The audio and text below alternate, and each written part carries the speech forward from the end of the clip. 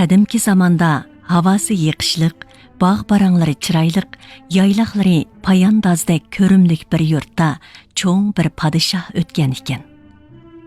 U podshohning ikki ayoli bo'lsa-mu, ammo farzand yuzi ko'migan ekan.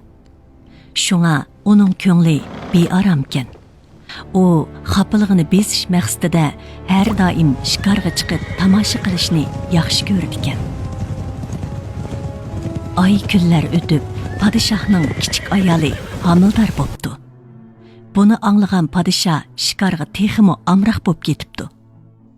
Bir kuni podshoh vazirlar bilan shikarga chiqib ketganda, kichik ayoli bir o'g'il tug'ibdi. Biroq podshohning cho'ng ayoli ichi torliq qilib, balani ko'lga tashlab etib, o'rniga itning kuchugini akilib qo'yibdi. Podshoh shikardan yenib kelganda, cho'ng ayoli oldiga chiqib, "Ey azizam, kichik ayollari kuchuk tug'di"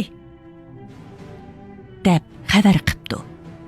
Darg'azab bo'lgan podshoh kichik ayolini o'ldirmoqchi bo'pti. Shu chaqda cho'ng ayoli hiylagarlik bilan, "O'ltirmisizlar podshohim, bu navbat men bir qo'shiq qinini tilib olay" deb yolvorgan bo'pti. Shuning bilan podshoh kichik ayolini bir qitimga amon qoldiribdi. Aradan yana bir qancha vaqt o'tibdi. Podshohning kichik ayoli yana homildor bo'pti. Podshoh yana burunqi odati bo'yicha shikarga chiqib ketganda, kichik ayoli bir qiz tug'ibdi. Cho'ng ayoli bunimi ko'lga tashlab etib, o'rniga mushukning aslanini akilib qo'yibdi.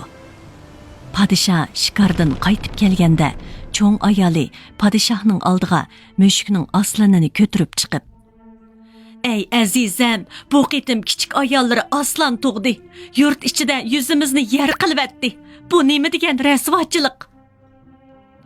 deb yolg'ondan yig'lab, o'rnini beshiga kiyibdi. Ochiqlangan podshoh kichik ayoliga ig'ir jazo berishni buyuribdi.